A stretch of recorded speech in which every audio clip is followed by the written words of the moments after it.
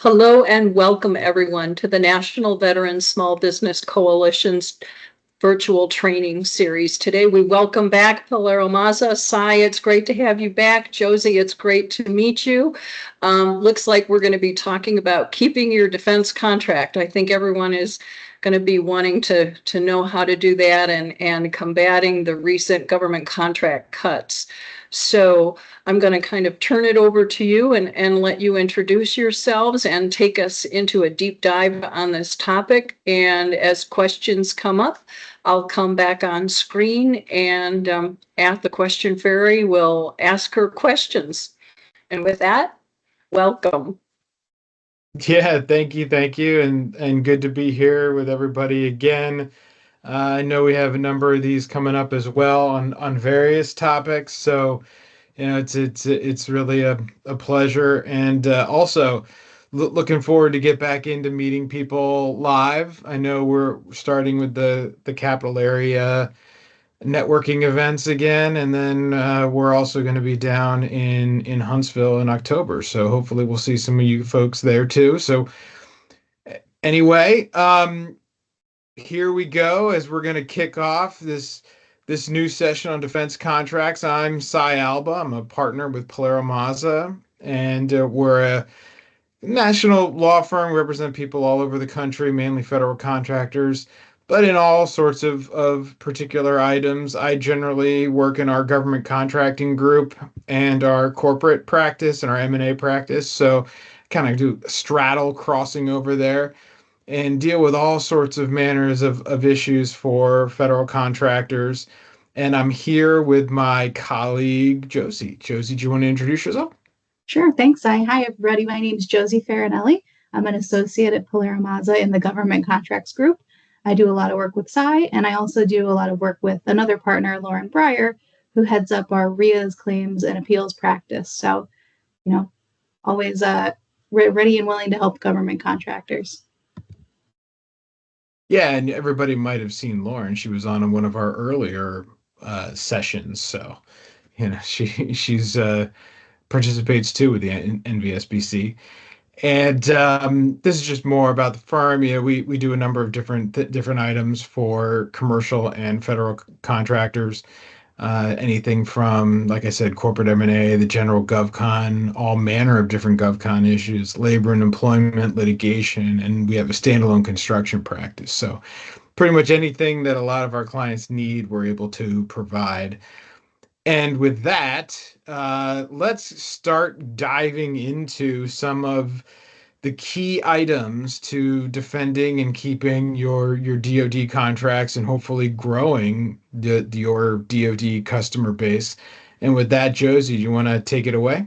Sure, of course. So before we get into how to defend and keep your contracts, we should go over the recent DoD contract policy that's impacting these changes and why everybody's probably here. So here's a slide, just a couple of clippings about what's been happening lately. It shows the Trump administration's February 18th memorandum directing the heads of the executive departments and agencies to take all appropriate actions to make public the complete details of every terminated program, canceled contract, terminated grant, or any other discontinued obligation of federal funds. As you can see on the right-hand side there, we've also got DOJ's wall of receipts. This is where they celebrate this mass contract cancellation. And at the bottom, a headline that I think encapsulates a lot of our feelings about what's going on. So it's important to know that DoD is just one of many executive agencies advancing the policies of President Trump and DOJ, focusing on mass cuts to contracts and grants in the name of improving government efficiency. And we're here today to talk about DoD specifically. Secretary Hegseth originally announced in March that DoD would cut $580 million in programs, contracts, and grants. However, as you're all seeing, that number continues to climb. I think on April 10th, he said that the Pentagon cut $5.1 billion alone in a single stroke when the secretary instructed the elimination of IT service contracts, as well as other contracts related to DEI, climate, COVID-19 response activities, and other things that DoD is considering non-essential at this time. So a lot of confusion in addition to the transparency and efficiency that they're trying to generate here. So this next slide, it contains a list of the executive orders that are relevant to this discussion. Just to briefly take you through a bunch of them. EO 14151 eliminates any and all DEI inclusion programs. EO 14222 pushes to increase transparency for government spending and government employee accountability. It also, this is where President Trump first requests DOJ to start taking a look at contracts. EO 14240 consolidates domestic federal procurement under GSA. EO 14265 aims to reform DoD's acquisition process to accelerate using existing technologies and revitalizing the defense industrial base by taking advantage of things like OTA and CSO. EO 14268 reinforces approaches to enhance U.S. warfighting capabilities by fostering healthy American supply chains. And EO 14271 aims to enforce existing laws directing the federal government to use the competitive marketplace in basically just streamline acquisition processes.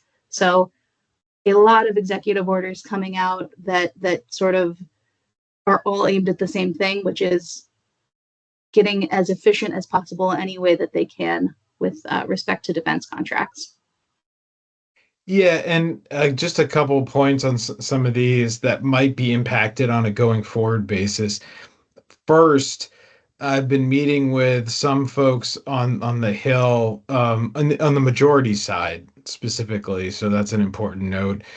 And they are thinking on the House and the Senate side, thinking about wanting more transparency as well and concern about where funds are expended on the OTA side. So while there's even more of a push for OTAs, which there was under the prior administration as well, but there's this push for OTAs might be blunted somewhat. I would say probably not in a significant way, but somewhat by this push for increased transparency, and we could see more rules put forward governing how OTAs operate, things of that nature, just because of the congressional involvement.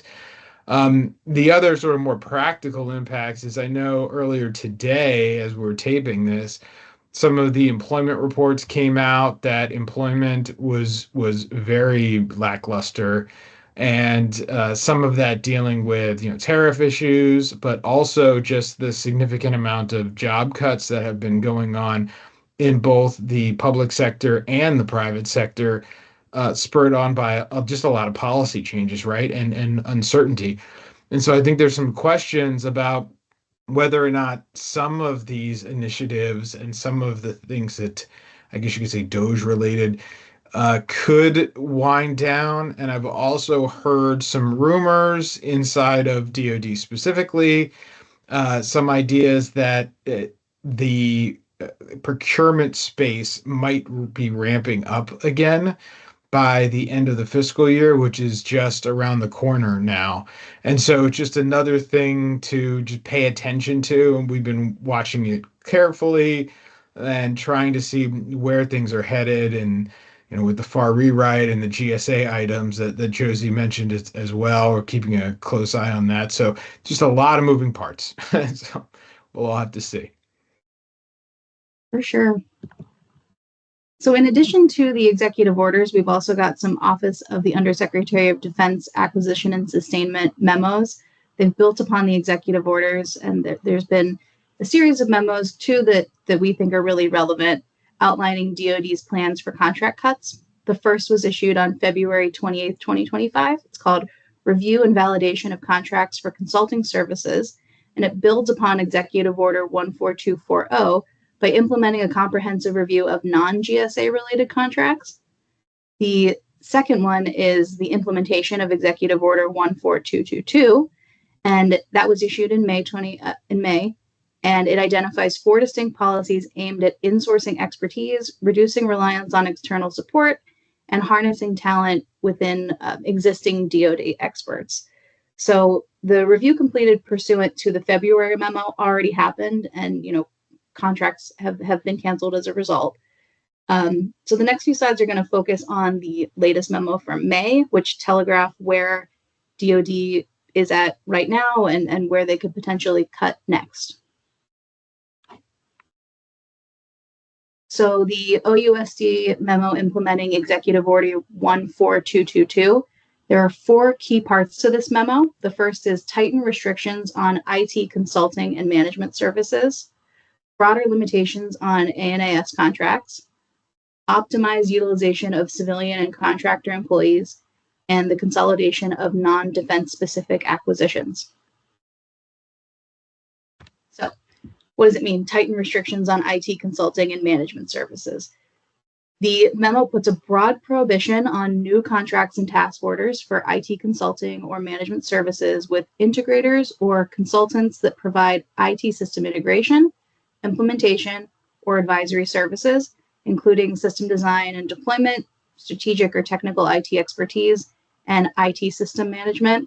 This sort of tracks with what I was saying before about the contracts that Secretary Hegseth has already cut. But the OUSD memo says that DoD components must now justify the need for these IT services through a cost-benefit analysis, an evaluation of alternatives, and a demonstration that the services cannot be performed in-house or acquired from the direct service provider. And then all of these justifications, which is just another huge step for the contracting officer, have to and the programs that need the IT services have to be routed up to the Deputy Secretary of Defense or their designee, and any non-compliant contract or task order, new or existing, is subject to termination, depending on the review of the justification. It is important to note that there are some exceptions, specifically within the memo. For any contracts or task orders with a total value under $10 million, including options, and contracts in direct support of defense weapon systems programs or their sustainment. So important to be tracking that. We're seeing that, the contracting officer field is maybe not as experienced as they once were. There's been a lot of turnover. So you should be aware of these exceptions yourself and make sure that your contracting partners within the government are as well. Yeah, and to that point, I mean, it's interesting just thinking about how all these things have been coming together, because while you're saying we need to insource or we need to use more DoD resources, you want to cut very large numbers of DoD resources and individuals. So you're laying off 20-30% of the workforce while saying that those same people, that same workforce, should be doing more. It's interesting, and I have heard a lot of stories about the fact that the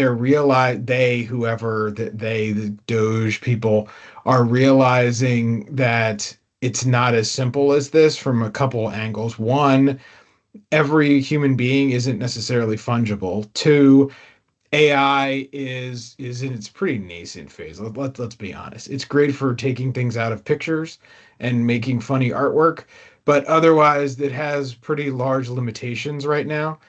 And so that isn't going as well as expected.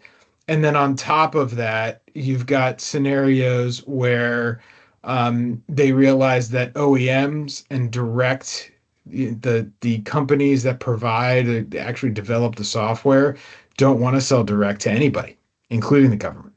And so you have these scenarios where they have pre-existing agreements, and that's how they operate, and not just in the federal space, but in the commercial space. Resellers are how they operate. And so it's one of these scenarios where I think reality is running headlong into some of the desired goals, and they're starting to have to wrestle with that. So again, I think we'll see where things are going, but it seems like the reality might be coming home to roost a little bit. The question fairy has a question. Okay, cool. Sure. Are you all seeing that this is impacting the subcontractors more so than the large primes if the subs are providing the IT consulting services, or is it the primes directly that are getting impacted by this EO? So what I've seen is it's more the primes and then therefore the Okay, subs who are working for them, but more directly the prime contractors. Now, some of the larger ones that are working on certain major weapon systems or defense programs, yeah, as Josie mentioned, are not being directly impacted because there's the exemptions, right? And then some of the correct. smaller contracts, while in theory could be exempted, they're also low-hanging fruit. So I've seen especially very small contracts that might be for this kind of work that might have a few, like a handful of FTEs that initially and still to some extent, the Doge folks come in and they just assume because the dollar's low that it can't be important. So let's just stop it, Okay, or and so that's more what I've been seeing. Although some of the DoD cuts of the next round are still kicking off as we speak.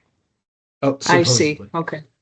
Okay, so it's really critical then that the supplier base makes sure that they're communicating with their contracting officer the value add. So if the contracting officers are talking with the Doge folks, that messaging is getting relayed up the food chain at some level. Yeah, why is A what good you're strategy, doing or is yeah. yeah, why is what you're doing statutorily mandated by some particular statute would be a good place to start because that's another big thing they're looking at. And then in addition to that, how is it directly impacting the lethality of the warfighter? If you can talk about lethality of the warfighter in any context, that's what they're looking at. They want DoD to refocus its effort on lethality, going out there and killing bad guys. That's what they want the focus to be. Yeah. And to the extent you can frame what you're doing in that context, that would behoove you. Okay. I was just going to say, we talk about this a bit later on in the presentation, and you'd be surprised how many ways you can reframe what you do as advancing the interests of the warfighter and contributing to lethality. There's readiness is a huge thing in the military. So if you're doing anything from, you know, cleaning the base to feeding soldiers, there's an argument to be made that you have a direct impact on lethality. So Cool. Great. To tie with the warfighter, I'm going into stealth mode. Pun intended. okay, so we will start now with broader limitations on advisory and assistance services contracts. So the OUSD memo restricts a broader category of consulting and advisory contracts, including those involving strategic planning and policy development, organizational assessments, operational decision-making support, and services that provide expert advice, recommendations, studies, or analysis. As with the IT services policy we just discussed, these contracts can only proceed following the approval of the DSD with a formal justification from the program or contracting officer. And the justification similarly must establish the contract's purpose and deliverables, as well as evidence that in-house capabilities are insufficient or less cost-effective. The DoD is going to do quarterly compliance reviews of A&S contracts going forward, and any non-compliant contract may be terminated. And as discussed with the IT services contracts, there are exemptions. Contracts or task orders under $1 million, including options, and contracts for systems engineering and technical assistance in support of major defense acquisition programs are accepted.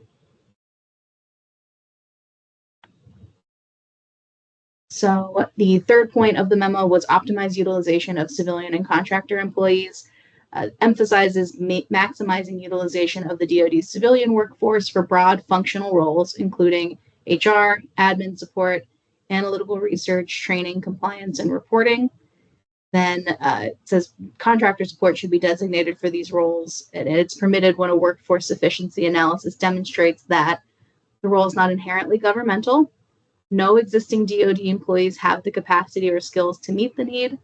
Internal hiring, training, or resourcing isn't feasible, and consolidating the contracts, including GSA, contracting mechanisms could not yield better pricing. So this really goes back to Sai's point about, optimizing utilization of civilian employees is a bit at odds with, these large scale RIFs and the DRP and other methods that they're using to decrease the civilian workforce. So. And finally, the fourth point of the OUSD memo was the consolidation of non-defense specific acquisitions. This implements President Trump's March 20th executive order titled Eliminating Waste and Saving Taxpayer Dollars by Consolidating Procurement. And it requires DoD to prioritize the use of GSA procurement vehicles and personnel when it's more cost effective to support DoD's current requirements for common goods and services. And this change just underscores the broader federal movement towards consolidated and cost-efficient procurement for non-mission specific acquisitions. So here are some of our key takeaways from this memo. Size matters. Contracts and task orders under 1 million or 10 million, which, 1 million for A&AS and 10 million for IT, may qualify for exemptions depending on the policy area. You should expect scrutiny. DoD is going to conduct regular reviews of existing and new contracts, and non-compliant agreements are subject to termination. So it's really important that you proactively speak to your contracting officers and your contacts in the program to help them understand why your contract is either subject to the exemptions noted above, or why your work makes DoD more efficient, saves the government money over insourcing, and to Sai's point earlier, contributes to the lethality of the warfighter. Our final key takeaway is, we have questions about the legality of this. There are questions about how this policy will comply with the OMB Circular A76 rules. So there may be claims, protests, or other disputes because the actions DoD may take under this memo could be inconsistent with this order. It's important to have your legal counsel evaluate your situation on a case-by-case basis. And for 8A contracts, there may be other legal issues with DoD's plans under this memo. Yeah, like for instance, like once something's in the 8A program, right, it's not supposed to be taken away from the 8A program. If it's the same requirement, which has specific, legal definitions of when it is or isn't the same requirement, and then what the implications are. So things of that nature. But at the same time, it's worth noting that I've seen a number of different agencies, including DoD, use the 8A program now, including DOJ, frankly. I've seen them sole source using the 8A program because it's quick and easy and efficient, and it ticks a lot of the boxes they're trying to tick right now. And because of the limitation on standard 8A sole source procurements being below that 4.5 million, you're fitting into the categories that Josie noted of the 1 million, the 10 million. So you could take some of these things and say, look, this type of procurement, not only does it fit into the exemption categories, but it's also something you can sole source and be done with it and get it off your plate and just move on. And you don't need to worry about J&As or anything else. So just keep that in mind as well. Yeah, that's an important point. If there's an alternative way to, if you have an upcoming procurement that you've maybe worked on in the past, or you have a relationship with the contracting officer or the program, you can maybe suggest some creative solutions to fit the follow-on under the exemptions. So now we're going to pivot to the next part of our presentation, which is keeping your DoD contract, now that we've outlined all of the scary problems that are out there. So our first point, we've talked about it already. It's alignment with DoD's mission. So you should contact your respective agency to explain why your specific mission, like the mission that they're working towards with your contract, is critical and aligns with the agency's statutory purpose, and increases overall government efficiency. And we've talked about lethality, so we're taking readiness as an example of how you can reframe your contract to help your agency connect the dots between the services or products that your company provides all the way up to these broad DoD-wide policies. So while everybody knows service members generally perform most of DoD's core operational functions, tangential tasks like, cleaning the military bases, cooking and feeding for soldiers. They're all generally filled by government contractors. And there are 420 military installations in the US alone. Each of those installations requires electricity, water, food, services vital to the success of everyday operations that it would frankly be inefficient to have DoD have, active duty members and civilian employees performing those functions. So each branch of the military has this overarching policy of readiness to protect the nation at any time and do so effectively. And the statutory purpose encompasses a broad range of requirements described above. So the goal is to ensure that your agency knows that you're not just submitting a proposal to, supply personnel for an on-base cafeteria. Your proposal is going to directly aid in the nutrition and therefore readiness and lethality of the warfighter. So it's sort of just reframing the way that you're thinking about the work and reframing the way that your government partners are thinking about the work and how they sell that up the chain. The other thing too that might be worthwhile to note is if you're talking about multiple individuals that are not on a FTE full-time equivalent basis, if you've got that kind of scenario, that's exactly when it would make perfect sense from an efficiency perspective to use a contractor. And that's not just DoD, that's anybody, including individuals, right?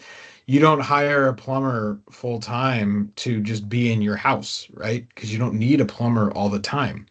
But that plumber presumably has full-time work through their employer.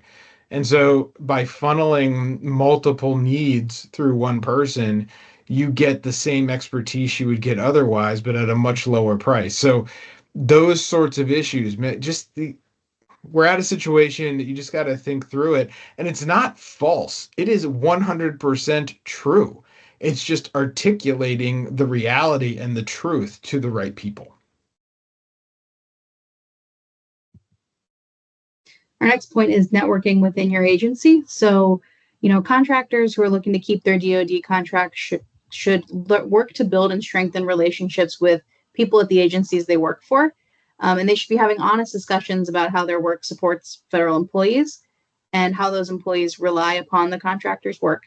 I'm sure that a lot of you are already having these conversations. They're necessary now more than ever, as the justifications that these agency employees are having to provide up the chain determine, whether contracts are removed or remain in place. So it's really helping the folks you're working with at the agencies connect the dots and just use the right language to describe what you're doing and what's going on. It's very important.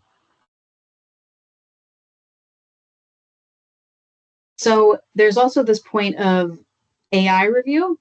And I've actually heard firsthand from some friends who still work for DoD. My background is that I was agency counsel for DoD for about 5 years before I came to PilieroMazza. So I've been hearing from friends that it's not just that it appears that there's an increased amount of agencies using AI text-based programs. They are. In some cases, they are entirely performing reviews of targeted contracts. So it's vital for contractors to not only speak with their agency and, tailor their proposals and contracts and everything that they've got out there to lethality and DoD's goals, but also to bolster their websites, proposals, any other material you have publicly. It should accentuate how your work supports the mission of DoD, other agencies you work with, and how all the work you perform is statutorily required, how it maximizes efficiency of federal workers and the federal government, and maximizes services provided to the American people and the government. So contractors should contact their respective agency to explain why their specific contract is mission critical, why it aligns with the agency's statutory purpose, why it increases overall government efficiency. And it's just, now it's more important than ever to make sure that, lawyers always say words matter. It's easy for us to say, it's how we, pay our bills, but it really is important to pay attention to the words that you're using and how you're presenting yourself, because it's not just a human on the other side reading it anymore. And this is just a slide to demonstrate a list of prohibited language. I believe the administration has come out and said that this is not actually prohibitive language. There is no policy, disallowing this language from anything, but it's just here to illustrate that these are words that have been scrubbed from government websites going back to January. So the point here is not that these are good words or bad words. It's that it is low-hanging fruit. So we know there is an AI review going on of some of these contracts, and to the extent that the goal is just to cut, it's potentially having some of these words in there makes your contract the low-hanging fruit that they can cut. So it's just important to keep in mind and, judge your risk accordingly. Yeah, and even if they're being more careful to what you just said, Josie, the idea that there's no policy, that really comes from some of the bad press that came out because like some things like the Enola Gay being removed and Tuskegee Airmen being removed and the whole thing with the IRS having some of their key forms getting removed because it used the term equity, meaning equity in a business as opposed to equity, that kind of stuff, right? So because like AI is stupid, what happened was a lot of things got cut, and so now they're saying there isn't this policy, but the truth of the matter is that's exactly what they're doing. That things are getting flagged. Now they might be being more careful than they were 2 months ago, 3 months ago, 5 months ago, but the reality is they're still using these tools to flag things and to have address where to place scrutiny. So just be careful. Definitely. And our next slide just kind of reiterates what we've already said on the previous slide. Although the Trump administration's emphasized that it's not prohibiting the use of this language, and agencies are permitted to decide how to follow the executive orders the way that they want, there is an overarching theme that exists among the canceled contracts. If you go to DOJ's website, they have a wall of their greatest hits. And I think that you'll find that the language just describing some of those contracts matches up like one for one with the slide before that we just shared. So important to keep that in mind, particularly with the use of AI, contractors should consider scrubbing their websites, contracts, proposals, and any other materials that you're sharing publicly or with the government for references to, some of the prohibited language that was on that list. And it's going to protect you and your contracts from appearing in the AI reviews and being targeted by the crawlers, the robots, and cutting you as low-hanging fruit. So it's kind of like they tell you that when you're applying for a job, like LinkedIn and a lot of employers are going to use AI to sort of like filter your resume and make sure it actually matches the job description. It's similar to that here. Like let's just make sure that your contract doesn't include anything that's going to get you flagged from the start so that you make it in front of the CO and that you're getting a good merit-based review of your work. And I think, Sai, I can turn it over to you. I think that just, our final message is that we're here to help if you're seeing any issues based on what we just talked about. Yeah, and hopefully, things again, like I said, as we get into the really crunch time for procurements, I have heard some seemingly good news for the contracting community that I think some of the realizations are coming home to roost of the level of cuts and those items, and that now they're saying, well, what do we need? What sort of support do we need to acquire before the end of the fiscal year? And I've also heard that even going into post fiscal year, right, going into the beginning of fiscal year 2026, that you'll start to see more acquisitions coming towards the end of the calendar year and beyond as they start to realize where they need more support and where things are growing. Pay attention to the other transaction authority space or 8A sole source contract availability, teaming with companies, all of those sorts of things, to the extent that you have relationships with OEMs that can give better discounts, like identifying that, to the extent that there are potential opportunities to negotiate discounts, we've started to see some of that too, where the government has proactively come and said, well, if we're not going to exercise the option, now you could make an argument there's some bad faith there, but if you're not going to exercise the option unless there's some negotiation, generally speaking, the government has the right to not exercise options. They could go back out to bid. But if you're willing to negotiate, that can also be ways to keep things. So there's a number of different things that you could do that to protect yourself going forward as these contracts kick off, or as you're looking to continue to support the mission of the warfighter. I do have a couple questions. I know you said that with the 8A program that, they're in a lot of cases, they're doing the direct non-competitive set aside. Are you seeing that across other socioeconomic categories like the WASBs, ED-WASBs, or the service disabled vets? Are they doing direct non-competitive set asides up to their threshold dollars? Or is it you're seeing primarily with the 8A? The reason that it's been more for 8A is just because of the special designation or the special rules that they have. So in all the other programs, although, by the way, there's been discussion about expanding this idea to other small business programs, especially serviceable vet programs. So we're keeping a close eye on that. But currently, the 8A program has a special benefit there that it comes from statute.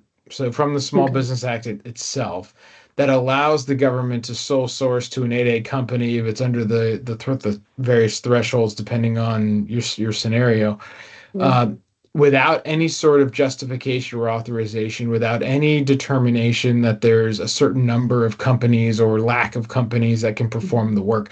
There is no requirement to do anything first. You can just do it.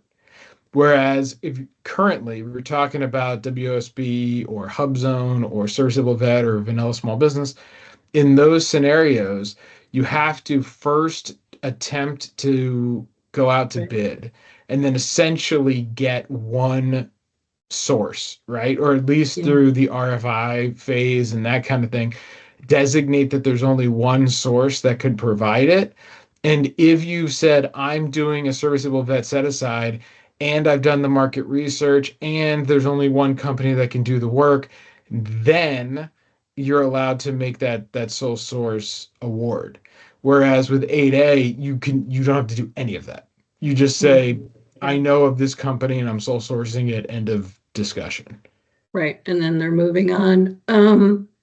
So I guess just to kind of reiterate or call out is that business owners really need to understand the agency, in this particular case, Department of Defense, and what their mission is, or their mission areas that they specialize in support of, and how they directly impact. And I'm going to add not only how they add value, but efficiencies, and that capability statements that are targeted in this case to Department of Defense reflect the value add. And I'm going to go so far, and you guys can jump in and say their dynamic small business search profile and SAM registrations need to make sure that they're aligning with the agency NAICS codes or service requirements, and that they don't have any of those I'll call them trigger words in their DSBS or in their capability statements, because that could get them zapped, so to speak. Is that a correct thought process? I would say absolutely. And I sort of the opposite of scrubbing and removing, I would take a look at your website as well and add. Right? Like, what is it that you do that supports warfighter readiness and lethality? Right? What are you adding? You don't have to be just manufacturing small arms or munitions, right? But what are you doing and reframing everything and all your marketing, both active marketing and what I'll call passive marketing, like your website, to focus on those particular items and how you're bringing that sort of value add in an efficient way, better than the government itself or the employees. Like, what sort of specialty expertise do you have, and how is it supporting the readiness and lethality of the warfighter? Okay.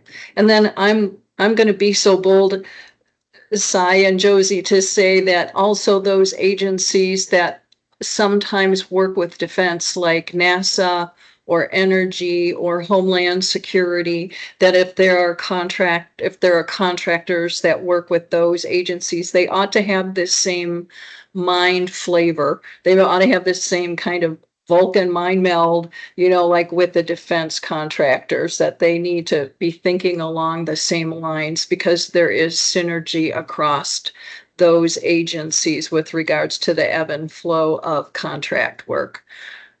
So I'm going to kind of just go out there and just toss that into the universe as well. So any other pearls of wisdom that we need to kind of share with our viewers here? I think we've covered a lot of great information and things. We've given them a lot of homework to do, haven't we? KIP statements, websites, contracts, all of that good stuff. Yeah, and it's about being proactive, right?